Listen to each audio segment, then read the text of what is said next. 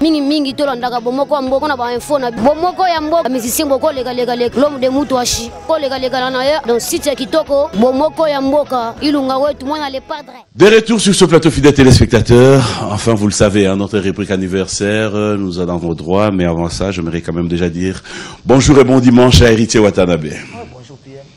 Ça fait longtemps. Ouais, normal. Déjà, on devait faire une émission dimanche. Ouais. Vu les aléas du technique, ça n'a pas marché. Et je tenais vraiment à ce qu'on le refasse aujourd'hui. Parce que nombreux de nos fans étaient impatients de nous voir et voilà. 2019, on doit dire que c'est la toute première émission qu'on s'est retrouvé avec toi sur un plateau. Oh. Moi, je te dis merci d'être là et déjà, s'il faut commencer, comment ça a été 2018? 2018 était une année de bénédiction, de grâce. Dieu nous a aidés, Dieu a marché avec nous. On a eu à découvrir d'autres horizons, comme faire des concerts en Côte d'Ivoire. On a fait deux fois le voyage d'Abidjan. Et nous avons continué au Tchamaboko. Et toujours tamboli moi mingi, to beti moi mingi. Et en 2018, j'ai été élevé au rang d'ambassadeur suprême universel pour la paix. Voilà, ambassadeur de la jeunesse bien sûr, à l'Union européenne par la CULPAC. Et je crois bien que le bilan est très positif, même s'il y a eu aussi des couacs. Parce que dans la vie, on cherche à se relever pour continuer la route, pour ne pas se laisser faire. Donc on a eu aussi des durs moments, mais tant que le bon moment les a co-dominés, donc pour moi c'est une très belle année et j'en glorifie même l'Éternel. Est-ce que c'est réparti avec tous les groupes au complet? Ouais, tous les groupes au complet, on n'a pas eu de départ. À part peut-être le staff n'a pas allé, parce qu'il fallait quand même bakende pays, et je crois bien que 2019 est bandaki. 2019 to bandaki ont déjà payé bien. Bandaki ont bien. Nandenga Congo na élection, nandenga Congo alternance, nandenga musique na biso au moment que to bandaki na concert populaire na siège à UDPS. Il fallait to beta wana pour nous fêter victoire ya président Félix Tshisekedi Tshilombo. To beta ki wana bon on a initiative ya yemoko le président Jean-Marc Abound, on avait une CG. Okay. Voilà, Tobeta Kiwana et le président David Moukeba, le président Augustin Kabouya, le président Peter Kazadi, Tobeta Kitoko au concert Les Caribéens. C'était un très grand concert.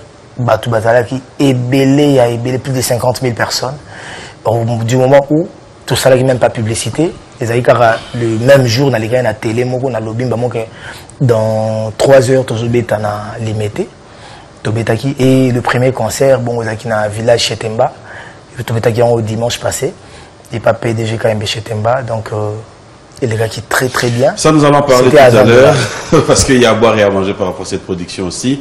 Je mets avec toi que nous puissions regarder notre anniversaire.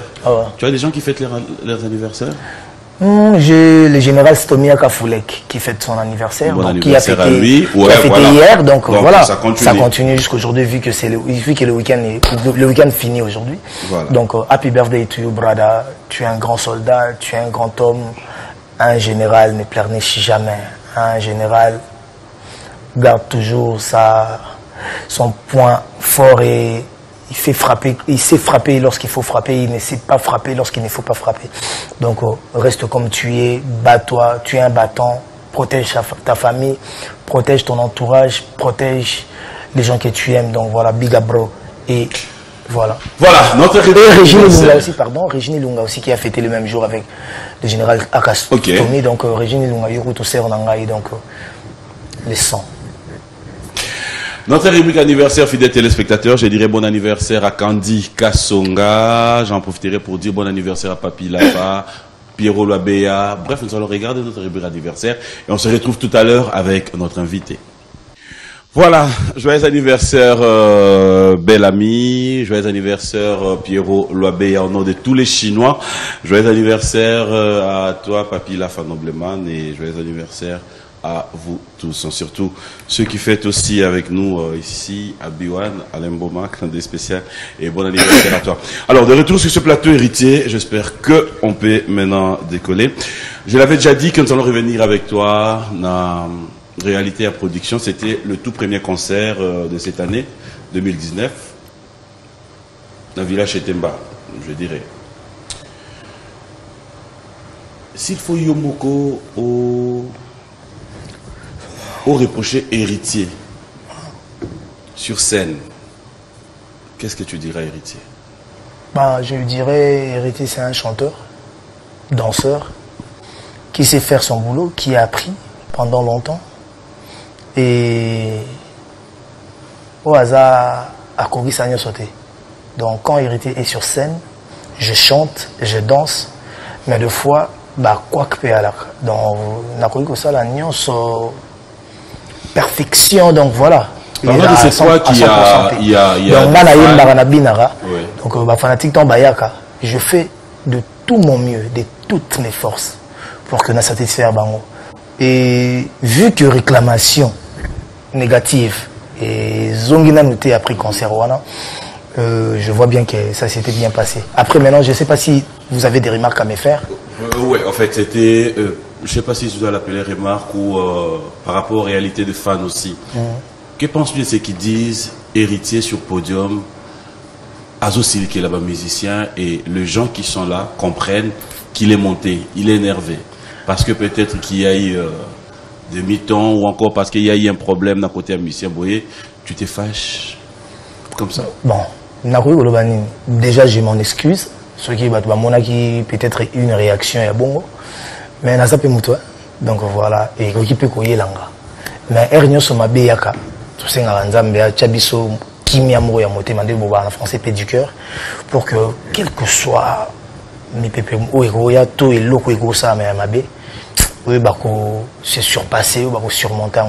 Mais n'a pas tout ce qui est arrivé qui n'a sengi na bateau ba mona ki ango ba bolimbisi mingi donc il va trouver ndenge Rolimbi Sanga et toi peut-être un artiste en gros, un musicien en gros, Bébisaki, n'a pas de excuse ou peut parce qu'il y a 1000 façons de gérer les erreurs ou peut-être 1000 façons de bongi salikambo et baby et ceux qui t'ont sur na bongi salikambo na kanda na rosengara pardon parce que c'est justifié l'hôtel et salama qui est bon voilà ils ont qui problème mon mon est sur beaucoup seben Bobeti Seben, guitariste frappe, il y a guitariste. Ils ont rendu maintenant ceux qui ont bêta rumba. Tout le monde bêta Seben, moi frappe ma casse, que ceux qui bêta rumba, bakarisa moi guitare. Et tant que vous avez Seben, ming ba guitare ils ont désaccordé. Et na sengara ba guitariste na biso souvent. Bah dans ba accordeur na ba moi ils ont déjà collé na ba guitare. Donc bah comment au kangango quand la guitare na sur voilà au accorder rapidement. Et na sengara bango ernyo sur ceux qui sali bongo. Vous en a rapidité, on est à quoi accorder. J'ai vu ça avec Flamme Kapaya. Flamme Kapaya, ils ont qui automatique. Beaucoup c'était que guitare nous a accordé. Tant que outil n'a pas ben bon, tant que zone a zone en nzembo. Moi laps de secondes on a yemo à accorder ne accorder mbango po. Tant que pesa nos notes et ça la juste. Tout est na seben, tant que pesa ngana ba pesa ngana note ya mabe, ngana yembi na note mabe. Mais le fait que la yebi banzembo nanga na yebi na lito inanga na yebi na voix nanga na comprenait directement que oh yangote ndi na kata ki na baluka ki de moi kanda wana pour que ba accorder mbango to pesa batu eloko ya bien pour na koki ko linga jamais que na beta musique nga na zolo ba dite intelligente na beta on a ba quoi que belé certes ba ko comprendre que le hôtel les en naturel les voix et le hôtel ko sala mapé mais faute grave est-ce que les lots par rapport il y a retour il y a public quand tu es dans des concerts héritier s'est dit satisfait na musique intelligente oui mais nous satisfait nous satisfait quand je vois ndenge ba tout temps ba j'aime mon mari ba tout en noir ba BM ceux qui bêtis ils aussi nga boya na batuté pour na ba concert nga na boya ko na batuké nzembo na seki bino boya ko bina na piste so ki au monde na ba concert na nga na lobaka mamba bongo pena souvent donc elle tika rabatu ba et loko ko toucher bango mais ba na piste ndé toucher bango mais na piste et tant ba bazo bango bazo bina ngo bon moi je me dis que voilà c'est un pari gagné. Maître Kazia Lobaranga, son éminence, Maître Kazia, héritier, tu es mon pari gagné. Et tu te dis quoi? Tu as gagné du côté rumba ou beaucoup plus du côté Seben aussi? Non, il faut qu'on se le dise. Il faut qu'on se le dise. Ouais. Dernièrement, j'ai eu un de vos collègues, un de vos amis, qui était membre de notre groupe, qui m'a dit, héritier, peut-être va poser une question bien. Parce que moi, je vois aussi bah générique nous obéit à bazobina. Mais pourquoi bah générique nayo ils a au même level te que barumba nao? Oui, parce que bah générique n'a le roi bah BM bah tout en noir te n'est pas accepter là. Oui, c'est parce que peut-être moi bah négligence c'est là qui met toujours le tout bon qui s'amou. Au moins na outil pen orchestre moi bah tout bazaki. Mon colonne orchestre bah qui m'envoie générique makasi. Et avec ko gérant. Ngata on a nga mamba obina na bien. Kobina penza batou autalanga je crois que bah au contredire ngati nga pena kobina na bien. Mettons on a ça qui orchestre nanga pour répondre vite fait kaka rapidement. Na batou ba bande ko attaquer plus le côté chant. Il y a longwa ko album ngo sala ko yemba nini. Même yo potuna na plateau ou hérité album. Qu'est-ce que tu vas nous donner? Na meta ma main en couper à lelo tout en noir. Pour l'album et bimake belé, et dit que l'album et bimake belé lelo tout mara banzembo moko. Puis un album nanga bat ba tout en noir, bat ba Betty Fo, bat ba j'aime mon mari, ba DDD, ba Daniel, bat ba BM scandale coûte. Donc BM on a ba retour nango papa chéri, crack. Donc parmi les meilleures chansons naé, ba président Félix Oazé quoi. N'en parlons pas, papa Lutumba. Attends moi que Moloko kunungu c'est kana zamba. Papa Lutumba so akamwe maloba c'est qui dégâts. C'est comme maloba na yana ngoturo ndé. On va arriver, on va arriver. C'est pas sur qui est dans le retour PM comprendre que Zamalobo Nzamba Sali a boy coupé ça en jamais melango Nzangolo à Marie, période à Marie. Donc Nzamba Sali a boy ba Anjaba a pêché a bénissé moi pêché de linga raté pour le moment. Et là comme maintenant na terrain on a été ba mon endroit prétentieux na le parce qu'après tu vas dire Maloba Koya na retour. Yoganga na lingara yoso comprendre na lingara pe o aider bato ba otala biso ba comprendre nga. OK. Na lobi bien beau.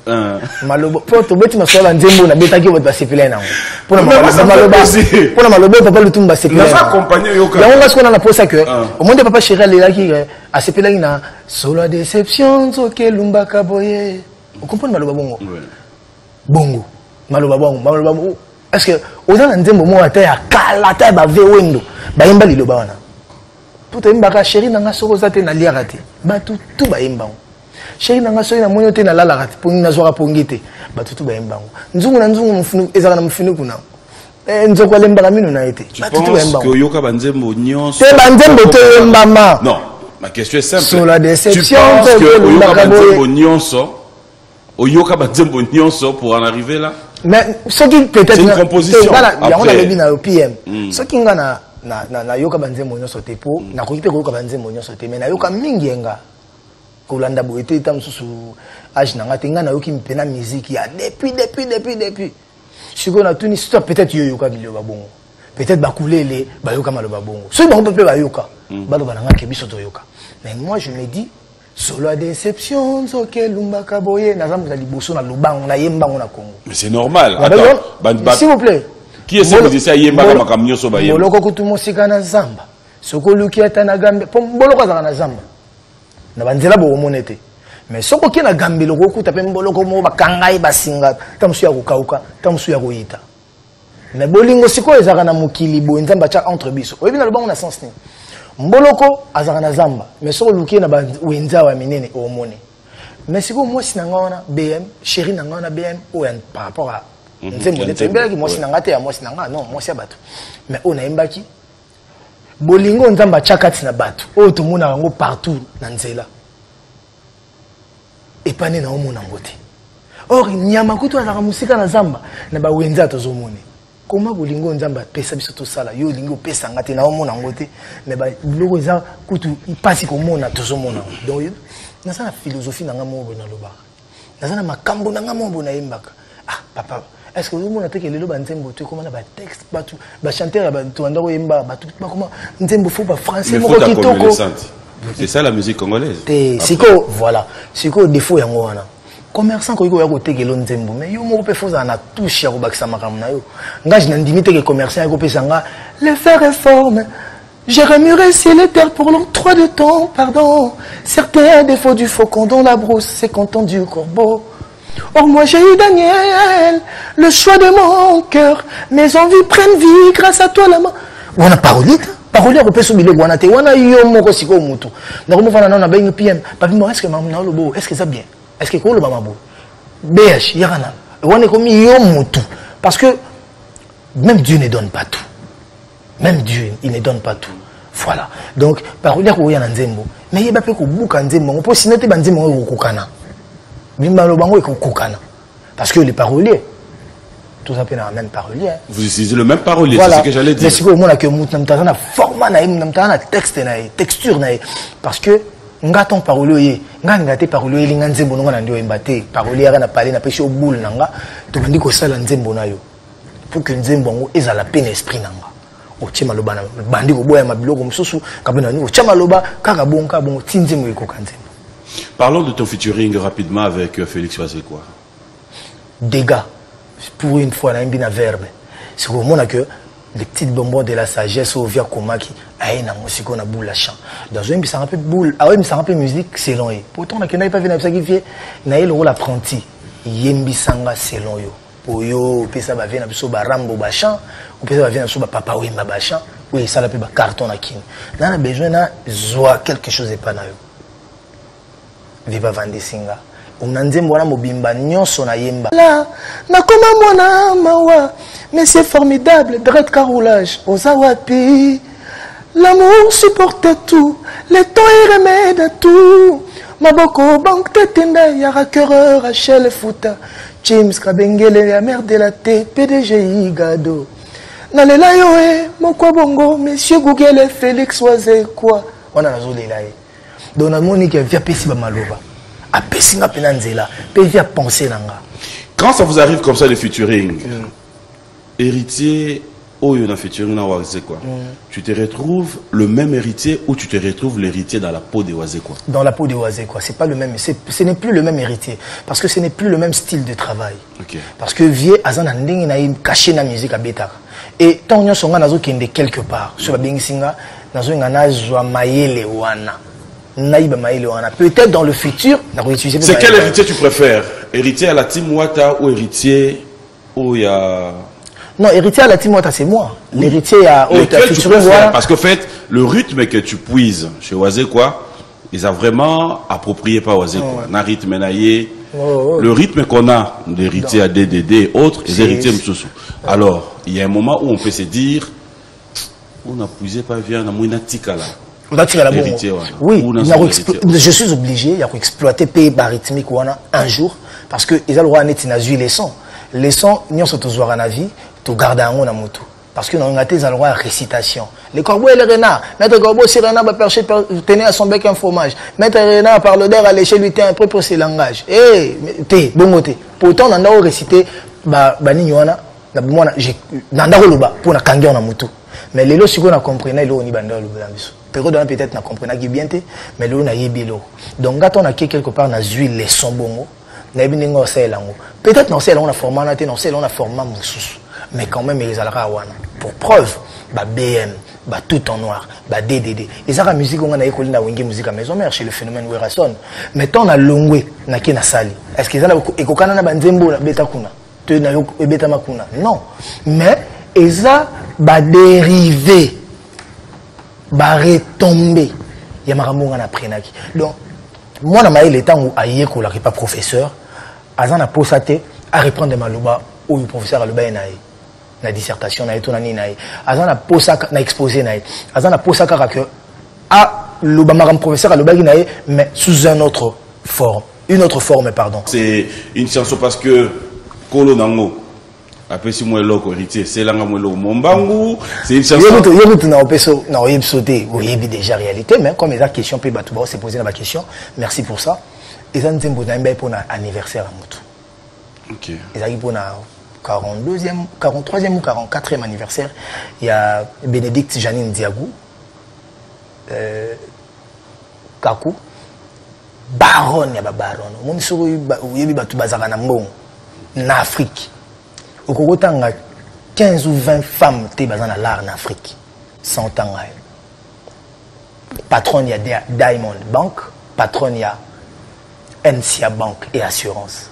Alors bazana 37 entreprises, technologie, pétrole, mining, donc high level. Kotaza, je vous souhaite la reine mère, chou maman, je te souhaite un heureux, un très bon dimanche. Donc voilà. Naïmé la kinze mon anniversaire, tout ça qui clip pour bas, ça la nini bachango na jour anniversaire ni. Parce que tant que beti na fête, sur le qui ont au monde qui m'a bangé zara bat na bon à Côte d'Ivoire, ba Congolais vous de bazate, apparemment ça a beaucoup beloy, na Yannick Will le banquier. Tant que beti na fête, ne ba tout si vous na iba bisi mais non, biso ba kombo na biso za biso to linga rumba, nzembo fou eleka. Na ça qui peur na kena na radio nostalgie na imbiango a cappella et na imbiango ya acoustique et Ningisa Abidjan donc bakoma ko tcha monsieur David Monceau pression que ebi makaka et ça na un album té mais est-ce que à la lieu vont les choses peut-être au côté sans un album mais ça qui peine un album té ça une nzembo ya fête monsieur David Monceau tant que kuna ba ebise qu'il faut bima ba nyati eloko et loko ba nyata qui il avait plus le choix abimisian donc peut-être le monde bimi na oh on s'était pas convenu que bima boye écoute ba YouTube ils ont un album té comme bimi ça veut dire qu'il y a un peu faux na benda deuxième elo kuna zo ki deuxième premier elo par rapport à fête écoute pour preuve to kena ku na orchestre type na to betara jour je bon na zo na ta elo musique tout ça on peut ba yoka et bima na mais na za na studio Héritier, c'est quoi ton amour avec l'argent? Ah hey l'amour avec l'argent. Une question simple. C'est quoi ton amour? Moi, bateau baebinga. Non, la question est simple. Baebinga, j'aime pas, c'est pas l'argent qui m'intéresse. C'est quoi ton amour avec l'argent? L'amour avec l'argent, l'argent c'est un mauvais maître qui détruit de nombreuses vies. Oui, l'ongo l'arabiso et faire perdre l'arabiso le bon sens et le vrai amour où le Christ nous a légué, nous a laissé l'amour de Dieu et l'amour du prochain. Facilement, c'est l'argent et la femme qui détruisent beaucoup. L'argent et la femme qui détruisent. Hein, parce que nombreux, des bonnes relations, le bon sens, disons. Donc voilà. Bato balingaraambongo mingi, ils a pas si bazala loyaux. À te regarder, je vois que tu n'aimes pas trop l'argent. Si, je n'aime pas trop l'argent, ouais, mais j'aime l'argent. J'aime l'argent pour subvenir à mes besoins. Tes besoins, ouais. Pour preuve, toi, cet album, il y a tout, ils en ont un cadeau. Fidèles téléspectateurs, on va regarder le savoir-faire d'Héritier Watanabe. Pour le plaisir de tous nos téléspectateurs qui nous regardent, ça je promets, quand on revient, ça sera quelques questions par rapport à l'actualité aussi de notre musique et l'évolution. On regarde, on se retrouve tout à l'heure. Voilà, de retour sur ce plateau, fidèles téléspectateurs, un grand merci. Vous êtes tellement nombreux, vous qui nous envoyez des messages. J'espère que vous avez compris. Nous revenons avec notre bande passante. Question d'aider tous nos téléspectateurs de se retrouver. On n'a plus besoin. Il y a, oh non, papy, ma camarade à dimanche, hein. Pour moi, lundi, samedi, tout bien, on a raté. Mais dimanche, à 11h, on aura Noko Boni. Bonjour, Yaya. Bonjour et bon dimanche. Groupe Aridi Kaombo. Groupe Aridi Kaombo depuis Afrique du Sud. Il n'y a pas de fidèles téléspectateurs. Bandego dans l'Afrique du Sud.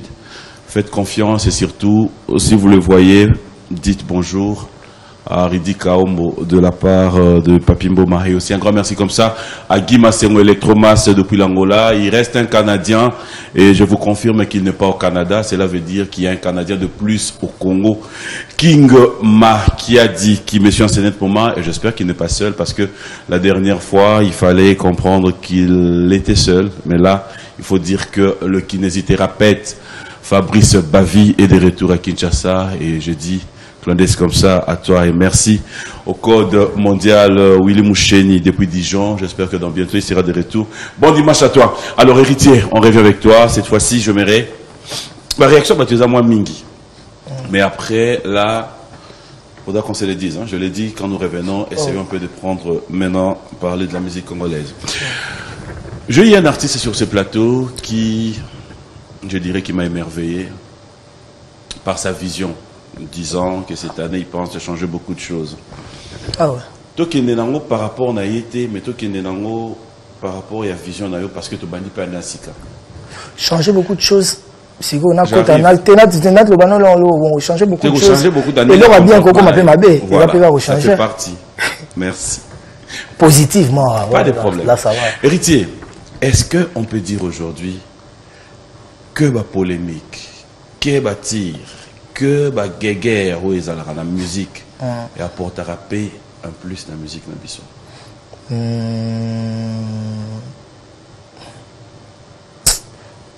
Bon, je crois pas. Tu ne crois pas? Ouais, pourquoi? Ok, non, s'il te plaît. Parce que la réponse est là, je ne crois pas.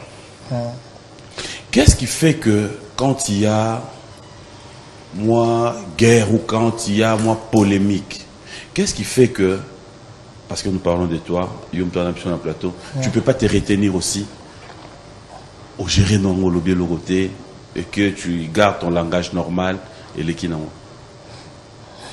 Banda na banda rien na plateau na.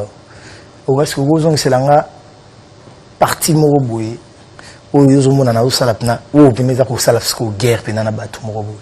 Heureusement qu'il y a un plateau, au lobby on bien un plateau nanga. Malheureusement, c'est pas les terrains où tokendaka. Mais quand on se retrouve dans des réseaux sociaux, dans des émissions internet, c'est pas ce qu'on retrouve. Dieu qui nous voit. Nanga na yo. Et bien que je suis, s'il y a 2 artistes congolais les plus attaqués, moi j'en fais partie. Et s'il y a des artistes qui ont un langage propre vis-à-vis des autres, un langage respectueux, j'en fais partie aussi. Héritier. Tu vois, je t'ai dit. Tu assumes ce que tu dis. Au combat de temps, il y a un combo de musiciens, à 3 ou 4 ou 5 même. Au moins que il y a un album à B sur Yété, il y a un album à B sur Yété, il y a un album à B sur Yété. Et peut-être est-ce que l'artiste on a non, c'est parce que l'artiste congolais, le zan, il se voit tellement trop grand, ils veulent la courbette. Les autres, après, ils se disent que non, moi je ne suis pas du genre, je ne me laisse pas faire, je ne me laisse pas aller, donc je ne me laisse pas monter. Donc du coup, tout comme on a exprimé que tout le monde va s'imposer dans Ndenganko. Qu'on s'imposer dans Ndenganko. Parce que s'imposer, c'est tellement normal. Et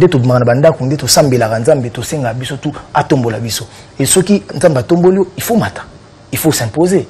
Mais si on veut s'imposer dans des faux, c'est quoi en tant qu'un cas?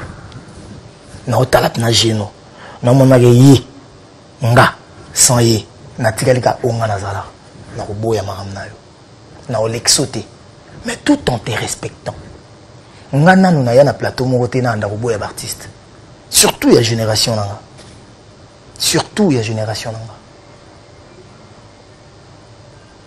Après maintenant toi, il faut tant sur la touba la bisobo, il faut zananga maman dans les directs et la presse congolaise. Je dis bien la presse congolaise. Vous êtes tellement bizarre. Il y a des questions oyo. Facilement un chroniqueur pose à Héritier, mais a peur de poser la même question à par exemple na Tcheka Kombo vaguement vient Félix Wazeko. Comment par exemple, nga na oya na plateau na yo, retour na makambu ya par exemple le président Wazeko facilement boue. Mais ce que le président Félix Wazeko na plateau no, ozo bango tourner makambu Héritier. Je dis pas vous, j'ai dit la presse.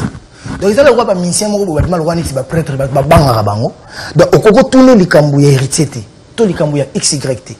Mais facilement ceux qui héritiers na plateau mais respect là c'est ça idée là facilement ceux qui héritiers na plateau na yo ozo tourner likambu na yo le roi la yé ça prêtre héritier le roi la solileni. C'est ce qui te révolte.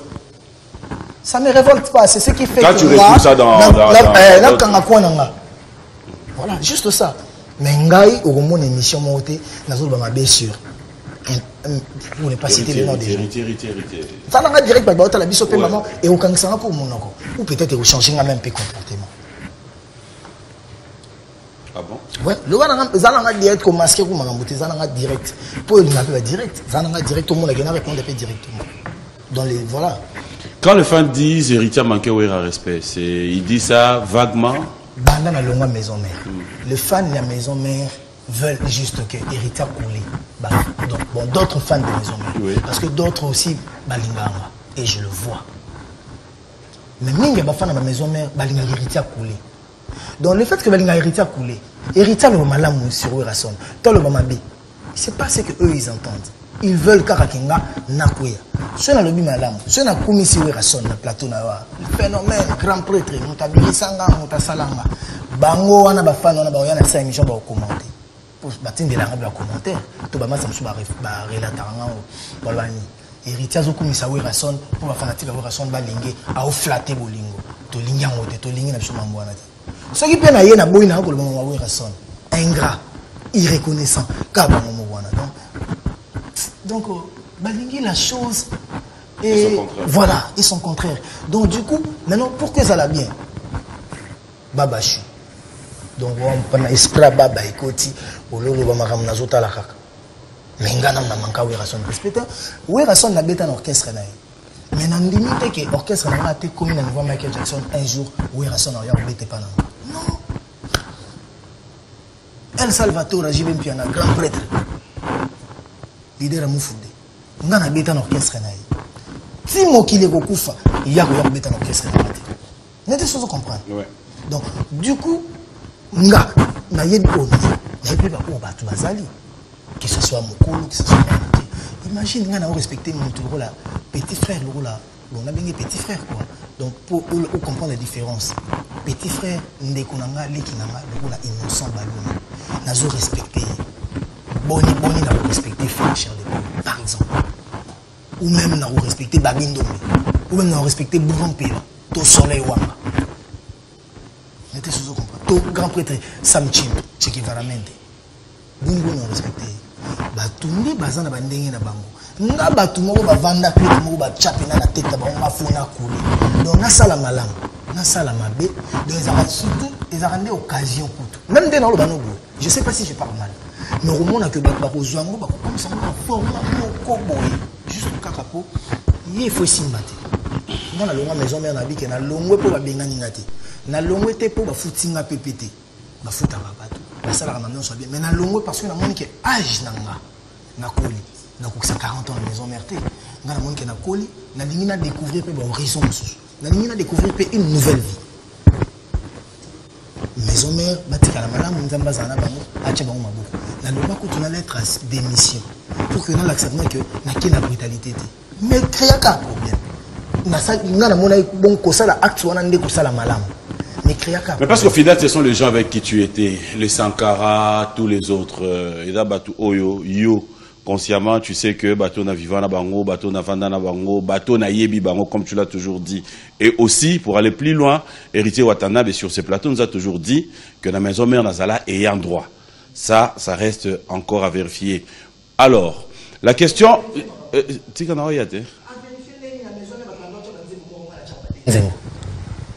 la maison mère bamisien bando cha banzembo te na album ngana chi techno malé wa 116 ya liboso na cha nzembo o ngana cha par amour na éviter peut-être na bosani o ya mi bale susu na cha su nzembo bolingwe ka kolinga na imbisu giye ngana linga ngati bon si go tant tala tout ça bamisien belé mais yazo cha banzembo mi bale misatu bino bozo cha moko peta msu bozo cha te est-ce que vous en ndenge moko non qu'est-ce que nous n'anya za yandro. L'orchestre n'a pas eu un droit de rozangata. Nanya Zaya. Kasi bako Nanya Zaya. Ako imagaka na musana, asala ka musane ko leka baninga. Donc toi tu sais que tu faisais d'ailleurs ko leka baninga. Oh, na maison mère. Tam susu na lubarate, na lubano lelo. OK. Moi na maison mère ndeto ndako yemba. Soki na zate bazelinga na studio. Na maison mère ndeto ndako yemba. Mutu akoki ko pesa ligne chant. Ya liboso nga. Ya mibale kakol ya misatu ebo alotin ndeto anda ko yembana ndo mona katonda yembana jour ya mbibo alotin to bangu pour batu ba bundisa vérité ba kuma mwana ne tswa lobi vérité ana botombole ye ti ndembo to anda ko yembana ndongo ka ba kera ba nzembo to yemba wana nyonso sauf rien ngam na bandaka na pesi voix fondamentale na bi bon armoire alboso to sala c boye armoire mibale boye armoire suka to cha tierce to chate après tout ça la contre-chant tout ça là on peut d'ailleurs responsabilité na yo parce que ngainde mutu na yembaki na ba grand prêtre fait Richard de Poul na ba Babindombe na ba Serge Mabiala ngam nazaki na secret les secrets de la chose ngam nazaki na secret il fallait na transmettre yo yemba na ferete yo yemba na JDT to yemba na babité okoya ko yemba makambo nini okopesa mo wera ko l'orchestre mais grand prêtre avant ndaka lokola nzambe avant azota azako admirer bibole na ye ba petit na ye ba ngamba na ye yaza na tawana te ceux qui sont monique solution ezate to tamsu bulo biso to kenango ezana moi quoi kezana moi nzela o ya lingilité aya pesi ko grand boule nandinga mabete to yemba bina boy Merlin Bouton ya lubi bon nzembo to yemba boy nzambe ba comme ba grand prêtre pour za TV pour namtazana babasi na ye namtazana baba na ye namtazana ba camarade na ye na bana quartier na bango a magneti yo sopande nini mais tant que ndako yemba yo ko yemba boy na maison mende to ndako yemba wana na bandeli ko lobano ngai kaka mutu na lagi na droit ko lobake na nzembo na nga na linge intel a yemba intel ko yemba ti nga na ba chanteur tout peut-être na batasimata musuka ko na bonde to tikala ki biso twana yo na nzembo nonga na koyo sa vocal sans couteau pesa nga vocal n'importe quoi allez messieurs entre nous ceux qui na lingi messieurs ceux qui na lingi na yemba na koyemba olinga ki vérité oui olinga vérité là ça me fait du bien la passion vérité okansinga na oya pena mamna lo banayo ceux qui na kosi Dieu s'il te plaît ceux qui na kosi Dieu les saints les 3 fois saints à maudire carrière nanga à vie à maudire banana progéniture nanga à vie mamna lo banayo je te mens pas je ne dis que la vérité na bandel ko bano na banga nzambe ko leko avenir nanga nzambe vie nanga mombeza nzambe ya progéniture nanga nzambe si je te mens même une seule seconde nzambe au hasard juste parce que Dieu nous dit qu'il est juste à maudire vie nanga carrière nanga na bananga Olingana la vérité bon voilà ba bon chanteur oui ba cappuccino hein na hôtel émission na bise toyemba ngo boye baby aye pa yekoli baby biso tout osali baby soki ebungi ebo ko pesa pe boule to mutu mo pa ko pesa pe boule que what a baby wana to prolonger ngo to ko katango te oui mais batu babande ko pesa nga kakol ebo na ko cité mais na lobi no peut-être que batade et les autres ba Olivier baba faux chanteur. Non, tu vas arnaquer les autres. Non, ce sont des bons chanteurs. Mais l'inoa banzembo yokawana, na bakera banzembo na bango. Na bango moko. Nanzembo nanga ya confession intime. Il y avait combien de chanteurs? G3, Bakabossé, Banane, tout le monde était là. Ngam na baïke, miel mta osala vocal. Non, ne me quitte pas. Bolingo me manga na mboka yoko kende. Ils sont les rois de la forêt. Mais les droits de la forêt, quoi, le bapé qui est place yo, mouto. Nandembo nanga kuta ya katabi ke ezalande na concevoir. Eza vérité oyo zoboya. Nzambe. Bolingo eza poison. Donc qu'est-ce que il y a bien un balai. Bon, na betelo somo. Na betelo solomo. C'est très grave. Jour yamba ta maison mère. Luka Vejano pétrole. Ngana imbisa Olivier dans la suspension. Na wenge na no salamate. Olivier. Pour tous à la clair dans l'amour comme na suspension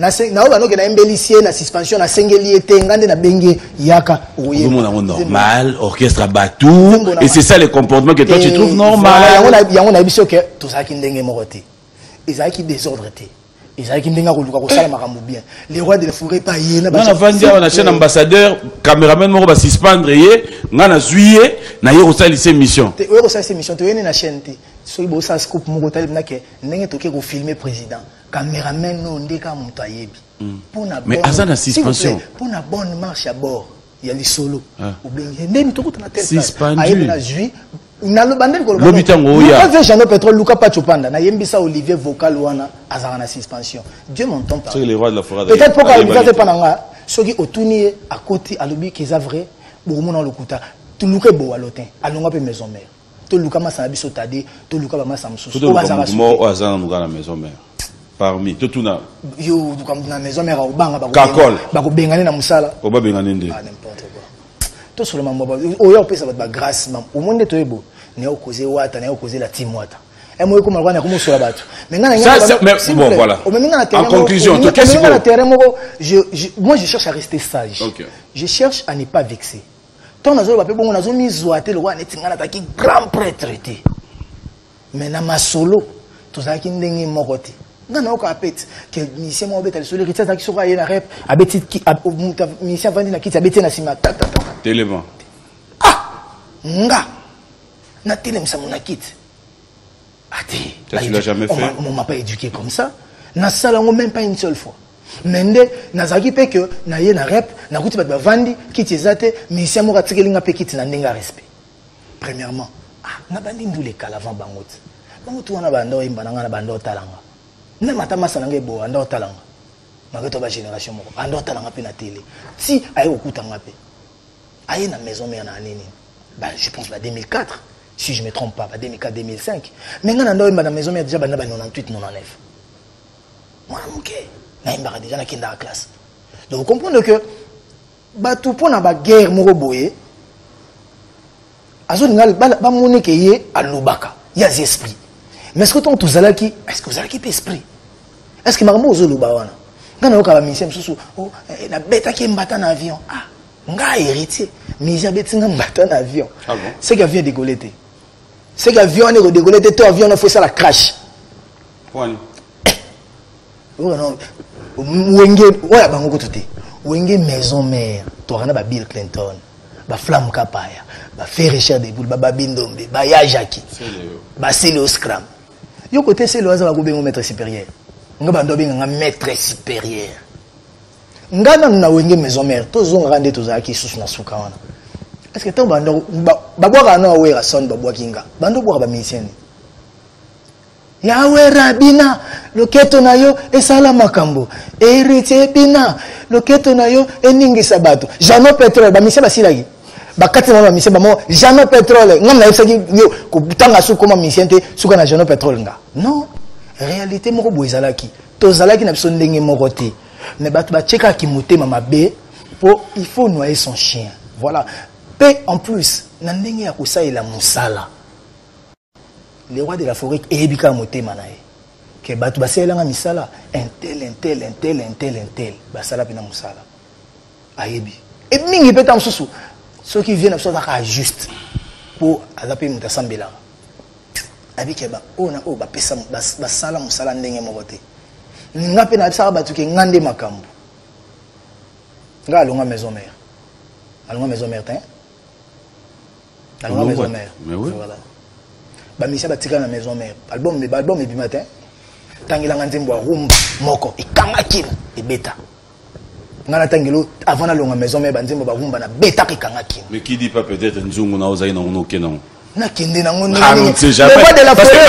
le roi de la makamu na zaki na ngoni mutapesa ngako ka phénomène mais yemo pe mutatika likuna parce que makambo na pesa mutu msute voilà vie azana ba honte azo pesa mais il faut vous avoir ba récepteur ce que vous recevoir vous ko bimisa te via koko tala mettre ko peso makambutu aux appels ventiler ah on a vu ce fort personnel vient na kinzaki akene na village ba Congo asuni ko ba Congo diabete pour moi ntam ça zo pesa bato ba rumba bazo yemba na bango ngana kanisa ka soki na longwe ba musicien ba chanteur ba ndako ya ko luba na ba télé ke ba kokani na ngato ba lekinga ba ko zwa pena charge à likambo ya bulaka me ya ze ya droite mingi bandolo ba ba TV mais tant wana ke ce que vandi sa maison mère tout le monde na ke yo mtu beti rumba yo mtu sali makambo et tomboli makambo après wana ba ngombe ba ko molongwa susu donc par exemple ngato na longwa ki qu'est-ce qui a fait que Tada longwa pringa et boa longwa miel de son longwa ba bouton ba longwa lela kinini soki ngam na ndo chele ba mal à l'aise na maison mère ngana longwa ki ba ngo batikala ki siko à l'aise na maison mère ba longwa lela ki nini yongo mona idéologie mona koma ko boya ko loba na vandi na ngana kapita nazo kozela lizakasuma femme nazo zo idéologie tant que hospital masola ba iziki tambo ba sodigraphe pour masola ba yuma to kobeta te masola ba yankepe to kobeta te biso to zaka bato to zo mona mokili kaka dans les bons sens vous comprenez Dax, est-ce qu'on pourra un peu souffler même pour 2 secondes parce que là... Non, non.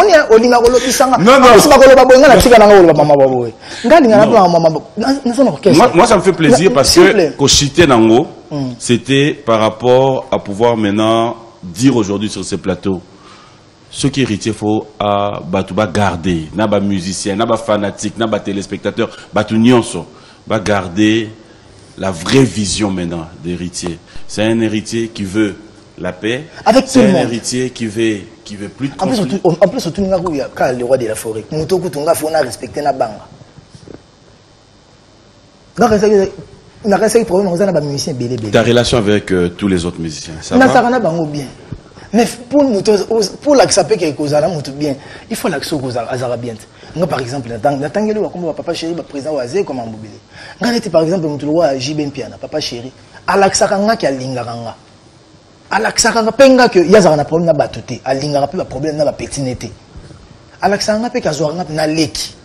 Bon, si vous mutuneti ya bongo, yebsanga bon, na banda ko boya ina na manke, na TV net na loba net netini. Mais si vous avez TV, vous avez dit que vous avez dit que si vous avez dit que vous avez dit en plus, les missions congolais sont très hypocrites. Mingi tokutana na bango na ba train, na ba avion, na ba nzela, na ba hôtel, ba betele so maso mususu. Avant d'ici au pina bonde ni to causer, abandi ko loba nga pesi ba conseil ya lobino makambo nenga linga bozala. Maintenant on le na télé, ta abeti lisasi. À cause faux. Ce que vous avez la même mouton na sola ginaye. Na oazo le na TV. Baza batumi balé. To soki caméra peli a comme alwa Karine Mokonzi. Pour Karine Mokonzi, asa calme. Mais soki ka peli c'est ta chombo ga bandi o filmer yo mo na face nae. Demande na qui a changé. La baronne Kotaza na mamimi na mira. Donc voilà. Mamimi va biser belé côté boza. Donc on comprend oh, mais ndenge a changé mbala moko bo. Changement brusque bo ndenge. Or peut-être nga ndi na moni la randoli na ko respecter na tout le monde mais na tikali kanga j'aimerais qu'on souffle 2 secondes mais longo linga pengati pour ba mission ko penyon so ba ebito ebani ba mission tout ebani mais tu dis la chose est son contraire aussi na sepeli na yo le discours OK nango nous on lo banot kasi mais na yo ebite que États-Unis alinga pe na mokili mais États-Unis ndaleki ba tutuna minduki na ba bombo na mamutu yemta beta Hiroshima mais ba calme la paix tant la beta Hiroshima obi yemta saka pe do ma kasi na Japon a bombardé ma sali pe de moi aux États-Unis na d'autres qu'on a comme États-Unis non moi je cherche pas à être le premier ni ceux qui ni moi j'aime être parmi les élites donc parmi ba tête mais si on a faire comprendre quand ndeni bato baloba meka oui mandula ngopo to koma to kola nga mwana nga za bana nga ba mikolo déjà keti ya héritiana ou peut-être dire sur Brooklyn ba ja ba mikolo donc j'ai peur ya koloba makambo mususu oyo ke mwana nga comprendre mais papa pourquoi il dit ça pour mwana nga yebi nga ayebi neteke nga na musuna mission moto sola raté pour nga na ndaku nga na pekisa musique a mutu te beta na parler nga bana nga ba héritiana oyo ka na ba phone ayi bo beta ni musique a mutu mobo tant ce so moni wa oh héritiana na mwana mais mwana yo ka musique ondeni hérité atiki mwana yo ka musique oui parce que nous avons inculqué bana nga makambo boité ba comprendre la réalité o ba mo bana ba baby so ka mwana ba comprendre mambo ba baby ba comprendre faiblesse à papa ba comprendre makambo belé ba que papa soki na soin te mana chaka musique a moto makasi oui mais enfin bogi bena mwana yo bimandula fali ba yemba makasi mais c'est que zoa musique a héritier et beta la banda ko suska omoga bolingwa ka kolinga Ndenge père na mère bako bunda. Voilà, on va Claudel spécial à Ornella Akonda. Julie bébé, on va juste souffler un peu. Ça sera pour le plaisir de Papi Mbouyamba, l'Irlandais, Bobo Chibo, c'est merci aussi à Eloge Akwala, Gay Mamadou de nous suivre. On regarde, on se retrouve. Ça sera pour la fin de cette émission. Bon dimanche à 9 mm, Francky Kibambi, Claudel spécial. À France, Nsangia Ntiangani, Battery Shop, merci à toi. Et clin d'œil à Merveille Kianza, Heureux Mariage, à Francky Swala et Samira Kalala, Kassem Tomakou, bonjour et bon dimanche. Merci à Golf Vumbi, DJ Beka Malebo, c'est tout à l'heure. On revient avec toi. Est-ce que émission en direct? Et Rossé, Michel Bemuto, Loba, Batpe, Batinda, message. Ouais. Y'en a celle ça test à la maison. Et bois l'autre, t'es? Où c'est quoi? Bois l'autre, t'as 3-4 ans après. Non, c'est ça, test la maison mère. Quand on a bossé tout, il y a police. Test dans la maison mère. Non, oui, rassonné. Papa Mabala, mais Mangaï, n'a vu n'a d'Adindombi, n'a palais. Mais un jour, on a coûté 3 personnes. Il y a Jackie, Jules de Moulopoué, Papi Kakol, na Flamme Kapaya. Mende, la personne, artistiquement parlant, la personne qui a le plus contribué à la carrière, c'est Flamme Kapaya. En imposant un travail, le roi des forêts imposant un travail, Feu Madilou, Feu Papa Madilou, Flamme Kapaya, imposant un King Kester, na Vélo Kwakanza. Et l'ongola voit na timbre papa Eric, on n'a plus parlé de temps. On va rapidement parler de ton album pour Chité, un album de combien de titres? Album photo maman tête tenda il m'a beaucoup banque. Tout le monde m'amener maman album. Les moyens. Les moyens. On va parler des TED après, hein, à la fin de cette émission. Donc album déjà bah titre ça, on fera le choix maintenant au nid d'Obimissa, mais il y a 2 CD, mais tu les gars 20 titres traités. 20, 25, 30 au comaté. Voilà. Et tu penses voilà. Déjà mois de mars c'est un mois à Souka. Ba mission déjà bon de toi ba mission ba ça déjà ba solo vocal na ba. Donc de ba ça ba vocal de ba yemba déjà. Donc sur la mission ba 6 singa na fait ba lead to bandi générique. Il y a Bercy après tout ça li na ba générique à mouvement après tu vis des plans, tu voulais attends moi 2 clips. On retrouve des featuring avec d'autres artistes musiciens. Je pense qu'il y en aura. Je pense qu'il y en aura et je pense qu'il y en aura. Mais ngane tina kin boy, ndina mbina vina nga waze quoi. Ton la préparation pa boule mo na Céléo, l'album nae. Donc toujours travailler na ça il comme pena n'était dans un projet dans le solo, tout travailler. Mais ndina nous vendre na boula bon. La featuring il aura bien, mais il faut y apporter quelque chose. Il faut apporter featuring avec dans waze quoi boy, ndina otala boy. Combien de baviers ça va hériter oui que totalement vient waze quoi ça va. Peut-être na tout le monde apprécie à côté mais apprécier pour na VOAZ quoi. Featuring important importance na ngoya ngwana. Tout le monde linga côté mais pour na mutu na ye oya za fan na ye amoni ke boza bien na ye boyembi na ye akompe ko lingao. Donc voilà et ceux qui peut-être m'a ramené loba qui a dérangé bah mille excuses parce que c'est pas mon intention. Mon intention aujourd'hui c'est d'être bien avec des gens. Et surtout bah tout à maison mais net ba longwa oui net nga la maison mais ba tout droit net ba Flamme Kapaya bah par exemple bah ya Polystar bah Tadé to ni bombo. On reste pas dans mes mère héritier. Alors si il y a des stages les tous la team wata non singa les la plus ba chroniqueur bo aider ngapé tous on a plus na passé tous a plus na feature pour que oui les cas déjà les cas mamonete ba maison mère mamonete ba nini tous a plus na ngoté. Donc album déjà je crois bien que mois d'avril mai ngana on a déjà préparé un album. Donc avril mai so nzamba sungi biso avec le moyen tout ça on va pas si patient. Il y a un producteur pour cet album? Toujours avec M. David Monceau. Okay. Donc il est très très bien. Donc imbattable Churamboma. Voilà, il est dans les préparatifs. Hein, Churamboma, faut dire. Vebozon à Kinshasa pour travailler et où ça l'a bien. Pour Kalaming était comme à l'Olympia, on a sous Olympia Babenga. C'est un monsieur, on te doit. Tu as loué. Mais ça, il n'a pas été conseillé. Donc voilà donc imbattable toujours à mon avis qu'il sur talanga aura toujours mon papi gain na mpandi le papi gain et ba bote belé et na bosani PTV nanga l'archibishop le pasteur people Chatumba bishop Chatumba il y a l'élève honorable Pachopanda Kotozali bambote belé toujours tout à l'heure masalanga Bakar Léon Nzambi wa Mongwabi donc yo ebina lelo danger donc Pati Ambroise, tout le bâti sans le Pati Ambroise. Parce que si on est élégant, on est Pati Ambroise. Donc élégantissime, on dit merci à Mboka. Si on a Judith Kinganga, Yoyebi, toujours on a pointe notre grand prêtre, il y a un fond. On a via Bankar, donc Papa Banaïs, donc venanga depuis. La PC va venir belé mbote ba David Ilunga, ba belé donc va venir Placide Kamandi, ba Richimozi, ba Cherry Chachi, donc mon papa les 00, Fantomas, les conseillers spéciaux. Papa François Béa, donc on a payé Bambote Koutazali, maman Micheline, donc on a payé grand prêtre, les Dirkab, donc heureux mariage, donc ils ont continué, heureux mariage, na couple caméré, donc on les a famille n'angapina, donc Yaya Oazouanga depuis Aïdanga na Mambobélé, Asunganga na Mambobélé, Atikangate, donc heureux mariage na couple caméré, que Dieu vous bénisse, Azalana Bino, à Pesabino, force à surmonter, étape, traverser la montagne, passion sur tout le monde en mokili nabisengo penyo sur tout le monde en mokili donc nzambaza na bino donc voilà un grand merci La bia Mobutu Nangola. Scola bébé, merci. On va se lever, on va terminer cette émission de boucle, des spéciales comme ça. À maman Ni Miantezi là, Rachidi Miantezi là, et maman Mboma qui nous suit. J'aimerais bien qu'ils viennent parce que là, il faudra dire que de la même manière, il a perdu son enfant et de la même manière, on avait perdu Bolin. Bolin Chesco. Chesco Motomoko bien. Capitaine, ça va? Maître Kilopé, mes condoléances à la famille. Maître Kilo, de cœur avec toi. Alain Bissambou, merci. Moïse Samani. Alors, rapidement, ça va? Ça va calme, tu as dit Matanga. Héritier, à l'andinga frère propre. Tu connais moi l'équipe bien. Tu vas te remercier. Tu vas Facebook, tu vas te saluer. Tu remercier votre plateau. Le roi Paris était là. Merci tout le monde. Balandaki. On peut parler de la guerre nanga. Na limbise bon kana Matanga. Mais pourquoi tu as la problématique?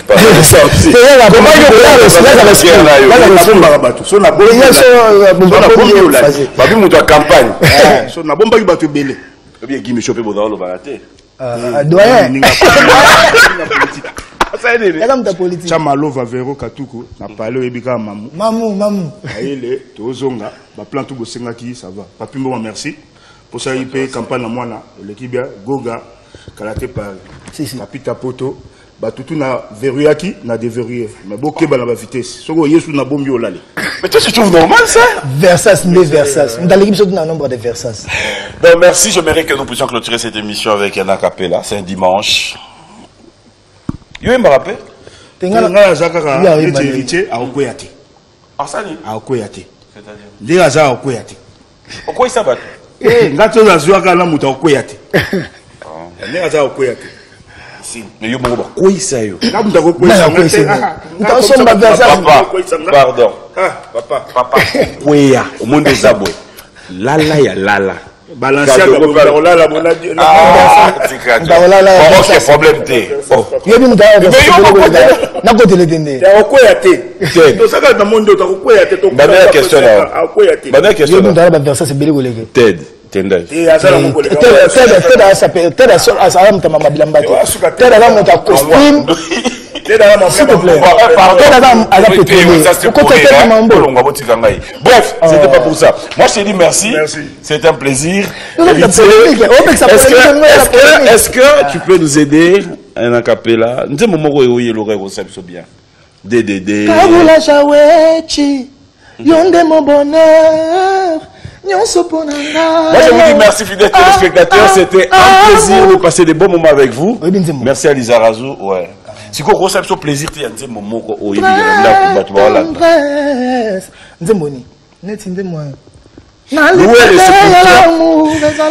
merci à Michel Mumbongo, Yannick Bakucha, Bob Fouka, Christian Chimanga, Joël Ngwizani, Dars Menayame, Julien Koulé, un grand merci, Dax, un grand merci. Moi je vous dis merci, je vous laisse avec Héritier juste pour ces shows. À dimanche prochain. Happy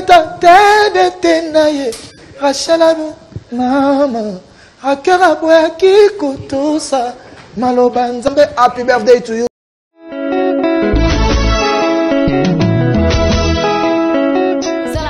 Mingi tolanda bomoko ya mboka na ba info na bomoko ya mboka musicien boko lega l'homme de mutu ashi ko lega na ya donc site ya kitoko bomoko ya mboka ilunga wetu mwana le